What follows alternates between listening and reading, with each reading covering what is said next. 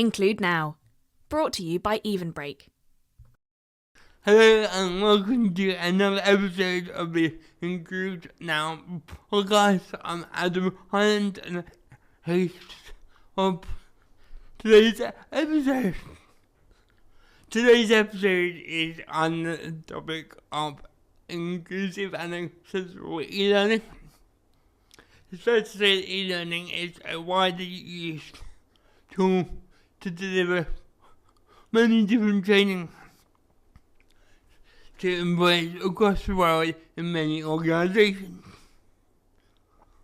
With such a wide uptake in e-learning, we have to understand have a knowledge of whether e-learning is indeed accessible and inclusive to the widest possible members in society.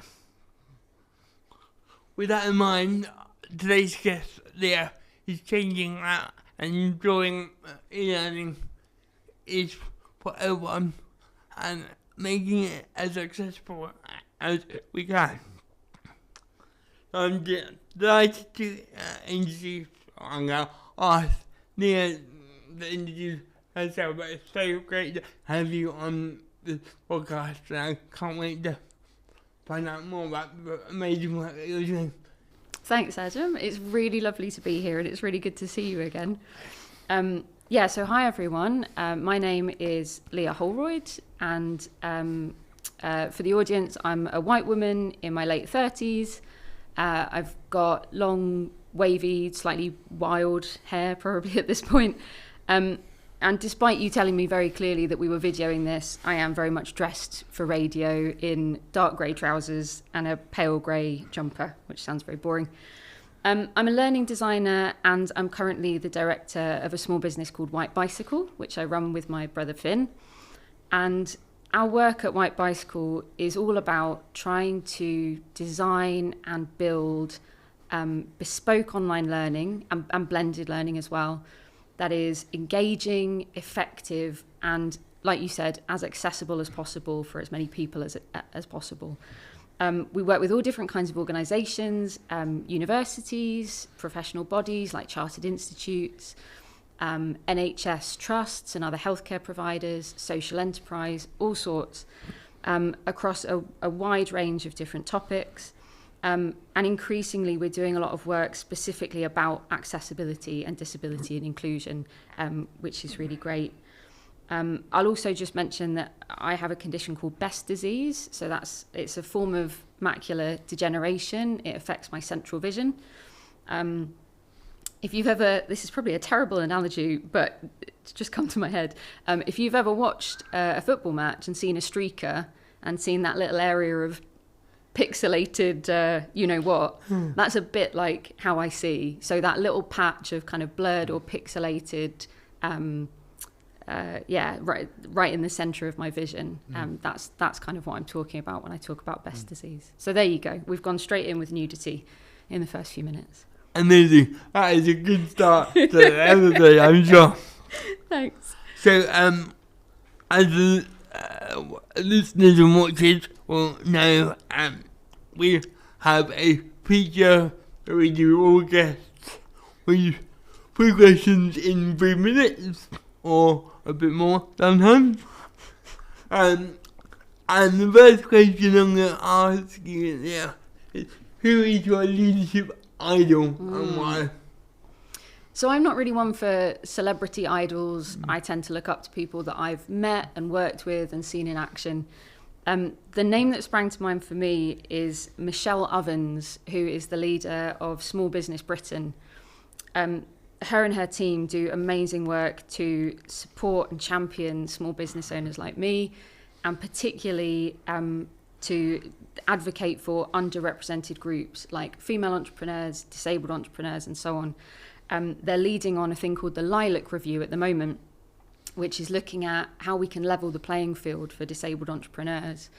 And the things that I love about Michelle, firstly, her approach to leadership is not at all hierarchical. She is one of the team. She is leading from within.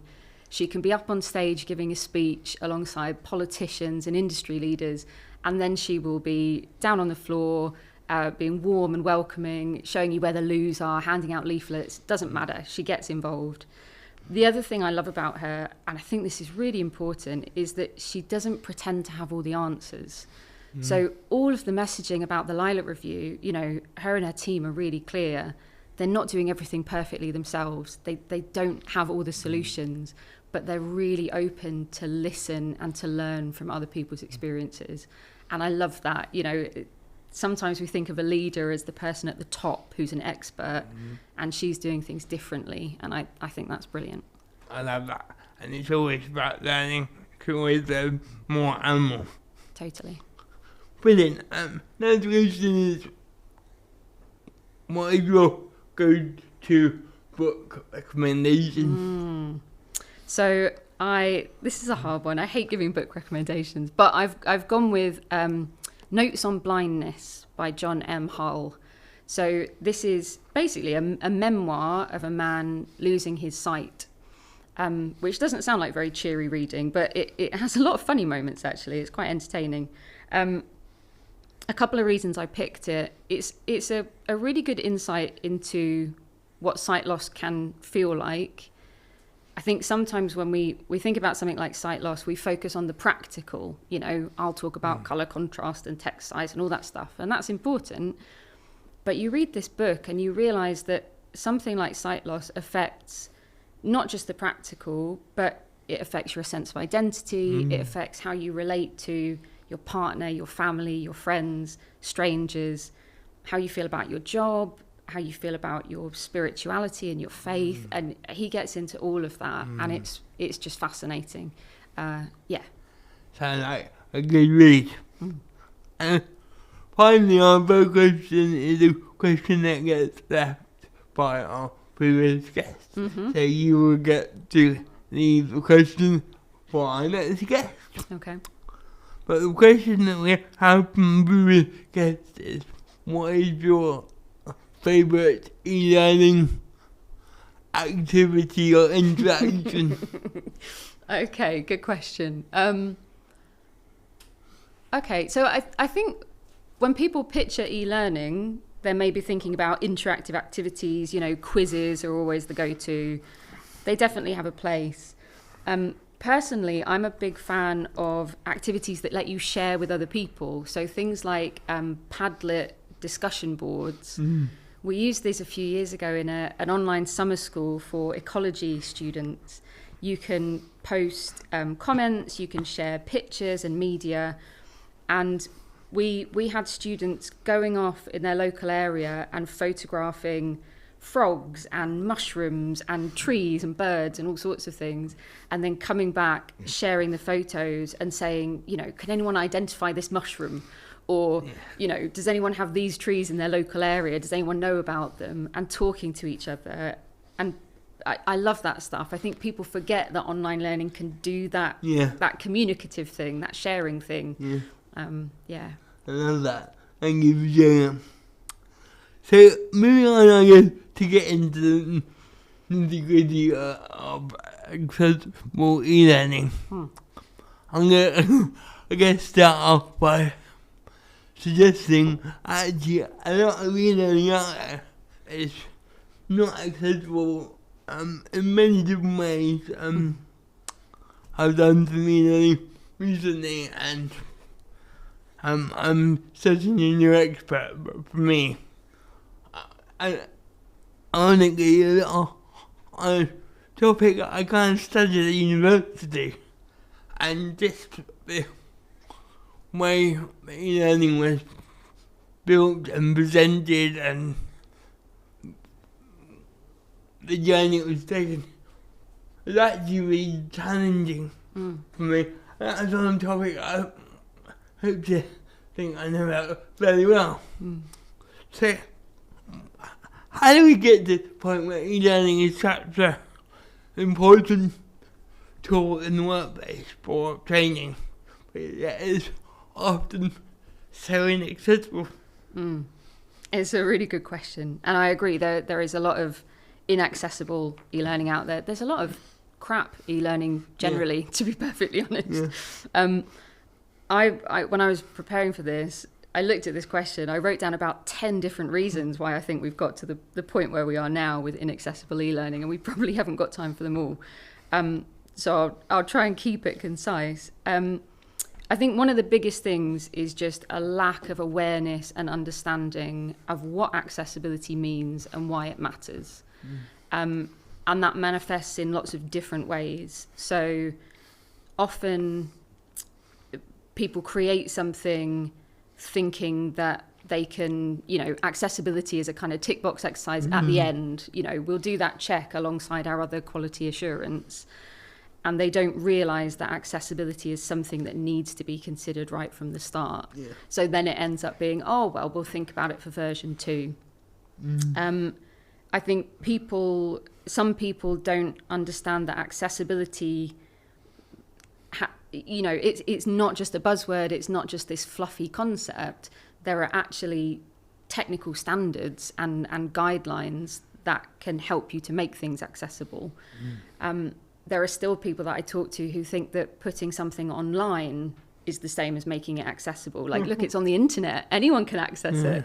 And you have to explain that that's not really how it works. Sometimes I think there's organizations engage a bit with accessibility, but not enough. So maybe they ask a couple of people to review something, but everyone has their own angle. Everyone has their own access needs. Things get missed. I think sometimes it's a case of bias or discrimination, not necessarily in a blanket way, not a kind of, we don't care if disabled people can access this. But sometimes there's a real attitude, I've encountered quite a few times, the attitude of, we're building a training course for doctors, and disabled people wouldn't be doctors. Oh. This is a course for lawyers. You're not going to have blind lawyers. Yeah. You do have blind lawyers. You have deaf lawyers. There are examples of people doing these jobs. Still that attitude that, we don't have to think about this because our audience, no one has access needs in our audience. You're like, really? So I think there's that at play. I think there are misconceptions about how hard it is to make things accessible. Yep. It's going to be a huge amount of effort. It's going to cost us so much money. It's not the case. We can talk a bit more about that. A couple of other things. I think coming back to that lack of awareness and understanding, sometimes people don't want to admit that they don't know or they don't understand. Yeah. So they kind of put their head in the sand and they don't engage with accessibility because they're scared to get it wrong. And the other thing, what I said at the start about there being some crappy learning out there, some of this is just about poor choices in terms of learning design. I think we definitely went through a phase where, and actually you still see this, where people think, we've got quite a boring, dry topic. The way to make it seem interesting is to put in loads of different colours, loads of images. Let's jazz it up. Let's have it animated. Let's do this. Let's do that. It doesn't work. It's not effective. It doesn't actually make something boring interesting, and it makes it inaccessible in the process. So some of it's about those learning design choices. So there's all kinds of different things at play, and we could dissect those for hours, I suspect. Interesting. Yeah. I think there's a perception that if it's accessible, it doesn't look good. Yep. But I think totally. My colleagues,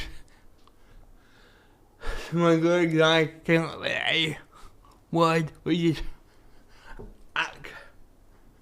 accessible. I think you can have accessible content that does look sexy.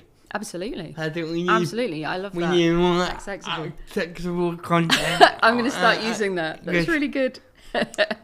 So, obviously, with the understanding that there is a huge need for inclusive e-learning because the world is full of diverse individuals who all learn differently, including lawyers and doctors, and as you said, what are some of the key considerations that you take when building inclusive and accessible learning programs? Mm-hmm.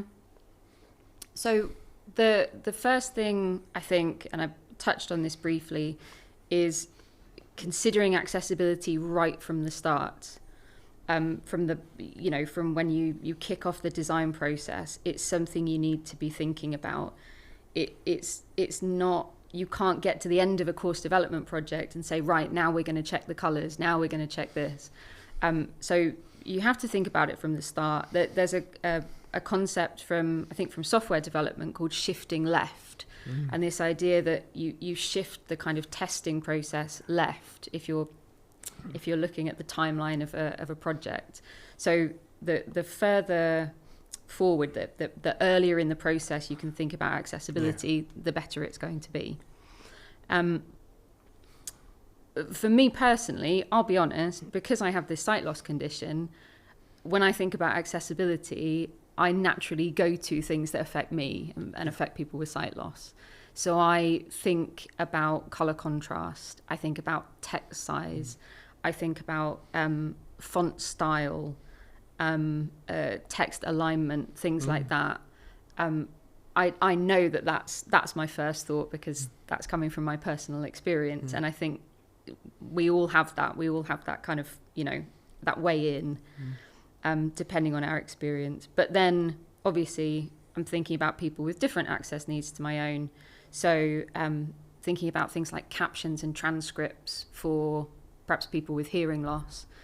And an important thing to mention in all of this, accessibility is obviously important in and of itself, but accessible and inclusive design is better for everyone, right? When I started working in this space and looking more and more into accessibility, I was like, this is brilliant. Why doesn't everyone know about this? Because when you make something accessible, everyone benefits. If you provide, simple example, you provide captions and a transcript for video and audio content, someone with hearing loss can access that. Someone who doesn't speak English as a first language might find that easier. Someone who's working from home with a crying baby and a barking dog finds that easier. There are so many examples of that where it's just better for everyone. So I love that. And then, so when we're thinking about, say, captions and transcripts, not just kind of doing it, like I said, as a tick box exercise, but actually, how can we make this the best possible experience for someone? So if I'm doing a transcript of a video, do I put in little notes about someone's tone of voice or the fact that they're laughing? Is that key to understanding the conversation? Do I replicate every single and hesitation, which is accurate? But actually, is that a great experience when you're reading a transcript? I think when you're listening to someone talk, you can filter out those little ums and ahs in a way that actually when you're reading text, it's quite jarring. So it's being thoughtful. It's, of course, you can look at the WCAG guidelines, I can never remember what it stands for, the World Content Accessibility Guidelines, something like that. It's WCAG, we all call it WCAG. So you can go to these guidelines and they will tell you the kind of raw technical, here's what you need to do. But actually you need to put some thought into it. You need to see, I think, the human side of it. We want this to be person-centered, learner-centered. So thinking how it applies and actually, is this a good experience? And in a way, to me, that's kind of fundamentally what a learning designer does anyway. You're trying to put yourself in learners' shoes and think, is this a good experience? Does this make sense? Does this flow? Is it clear what I need to do? Which, on that note, make it more bizarre. It is so much inaccessible. I wonder whether you've shared that you have lived experience. Do you think there is a lack of lived experience informing e-learning? Possibly, yeah. Actually, when I was preparing for today, I was chatting to Finn, my brother, who I run the company with, and he also has Best disease. It's genetic. And he pointed out something that I hadn't thought of, which I think is a really good point, that a lot of the tools, a lot of the authoring tools and the platforms that you have to use in the e-learning industry are themselves not accessible. Yeah. And sometimes often I think the providers, the tech companies, if they're engaging with accessibility, they're prioritizing the learner, the end user. They're not so worried about people like us, the learning designers. So if the tools that you need to use to create online learning are themselves not accessible on the kind of back end, that is making it harder for people with disabilities to do these jobs. And then that, you're absolutely right, that translates to less lived experience feeding into online learning, which is it's a definite problem. Yeah, it's interesting. But so you mentioned earlier about captions and how accessible functionality is not just good for some people, it's good for a wide range of people.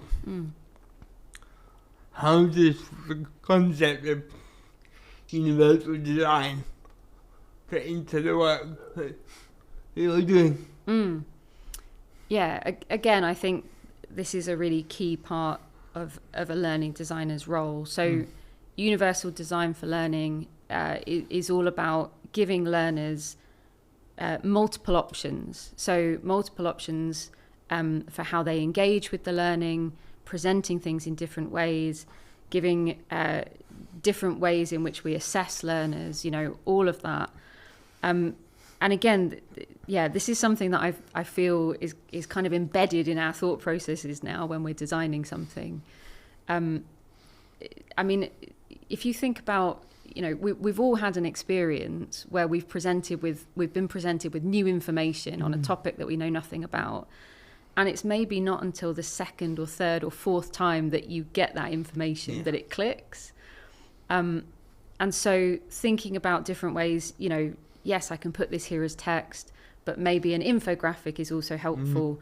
Maybe an interactive scenario where someone gets to try it out for themselves is another way of doing it. So thinking about different ways to present information and engage learners is really key to what we do. And one thing that I like to do is giving learners lots of opportunities to just try things out and make mistakes. So we're not talking like big summative assessments, formal assessments, but little activities where your answers aren't recorded. It's fine if you get this wrong. In fact, half the point is to get it wrong, and then you learn from your mistake and you learn from the feedback. And I think that's really important. And the other thing I would say is, online learning, as much as it's it's sometimes demonized and it can be really poor quality. When it's done right, it gives people so much flexibility in terms of where they learn, when they learn, the pace that they go at, whether they do the whole thing in one sitting or they do it in bits and bobs here and there, on the commute into work, in the lunch break. You can really kind of tailor it around you. And also coming back to that question at the start about my favorite e-learning activity and the idea of sharing, people forget that you can do things like that. You can have opportunities for reflection and sharing with other people and conversations, and you can do all of these wonderful things in e-learning. We just don't always make best use of those features, so that's a missed opportunity, I think. I think one thing that kind of I often see is that people may do a quick accessibility check. We think I'm really good on the whole, but it's not always things like kind of screen reader navigate the page, which is obviously crucial to the design, but it can be the thing about how is the question worded. Yep. As simple as that. And Yeah. and some of the questions that I've seen, they're almost trying to, they almost feel like they're trying to trick you into the wrong answer. It's actually, inclusive design is all about what is it that we want the learners to understand and be tested against or assessed against. So, it doesn't always have to be technical experience. Think simple like forming questions. Absolutely. And also the kind of bigger picture stuff, like how do you structure the learning? How do you scaffold the learning? Often people, there's a tendency when you're teaching something to start with the kind of core concepts. And that's often the driest content and the kind of the hardest stuff to get your head around as a novice.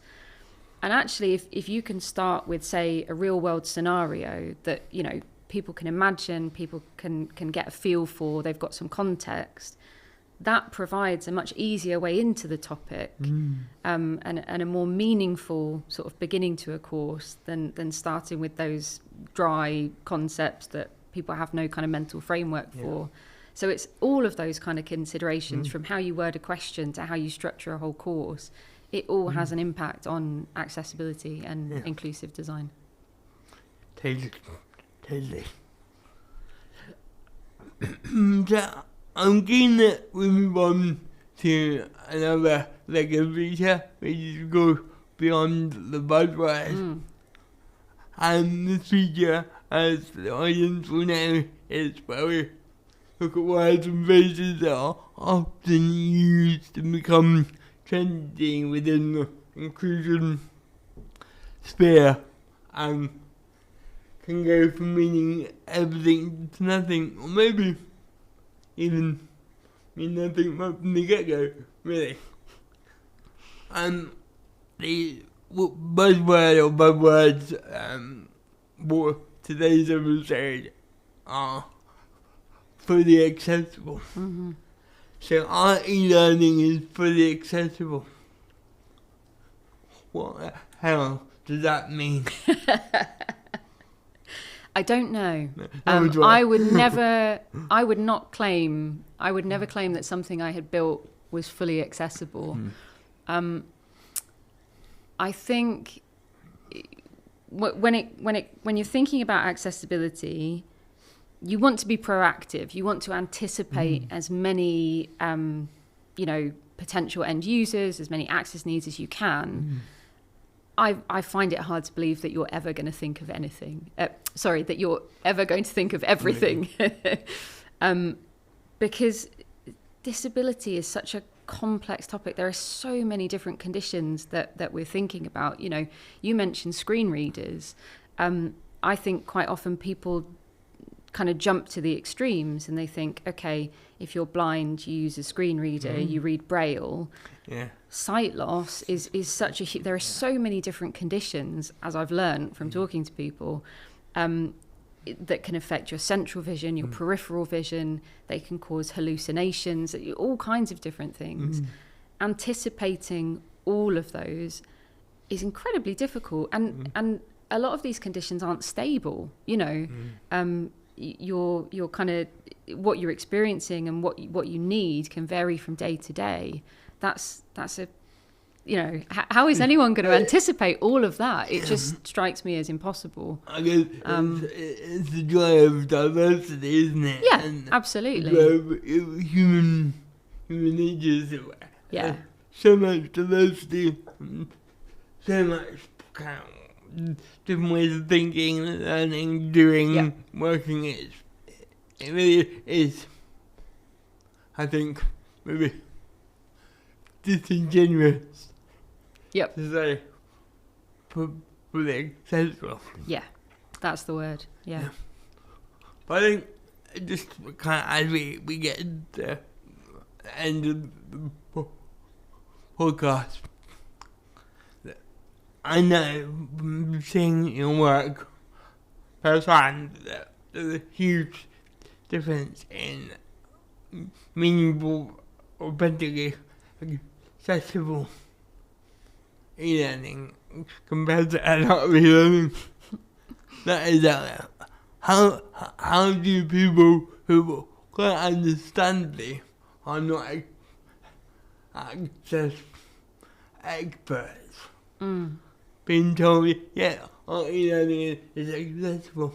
Yeah. How do people know actually there may be better options out there? It's a really good question, and it's something that I worry about, because I see people presenting themselves more and more as accessibility experts, and I'm skeptical. I don't like to call myself an accessibility expert. I'm very open about the fact that I am still learning a huge amount, and that there will be stuff that I don't know or that I'm not getting right, and that's part of what this is all about. I worry that some people are seeing accessibility as an option to make money. Not that making money is not a bad thing. You know, we kind of need money, but I think some people are going after it with perhaps not the best of intentions. So a couple of practical things. Firstly, I would say what I found really helpful is to follow lots of different people, engage with and talk to lots of different people. Everyone has their own angle, their own experience, their own areas of expertise. So I follow lots of different people on LinkedIn, for example, who are disability advocates, and I get something from all of them. And none of us get it right all the time, you know, but the bigger the kind of field of people that you engage with, the more likely you are to pick up the right things, I think. And the other thing I would say, as a learning designer, and to anyone who's designing training, for example, you have to be open to feedback. It's hard. It's really hard. You know, I know what it's like when you've worked incredibly hard on building a course, and you've done everything you can think of to make it as good as you think it can be, and then someone says, this doesn't make sense to me, or I wouldn't have done it like this, or, you know, I don't think this is a good learner experience. It's hard to get that feedback, and it can feel annoying and frustrating and all the rest of it, but you have to be open to it. You have to listen.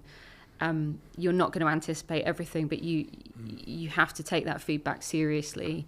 And I've been on the other side. You know, I've visited websites where I've noticed accessibility issues. I've contacted the owner and said, you know, I'm having these issues, and they've come back to me and said, no, it's an accessible website. It's built by an accessibility specialist, or it's been reviewed by an accessibility consultant, so there can't be any issues. And you think, come on, like, this is I'm a real person with a real problem, kind of trying to get through to you. You have to listen. You have to try, even if you can't fix it overnight. You know, I think it's about intention and openness, really, ultimately. And certainly listening to lived experience again. Yeah.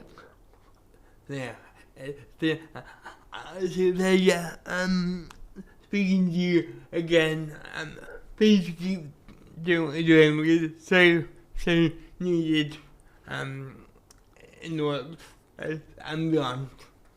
And thank you for coming on today's episode. Thank you so much for having me. So, thank you to viewers for tuning in. If you enjoyed this episode, as always, please like and share. And if you want to find out even more, then please inquire about our best practice portal. And until next time, take care and include now.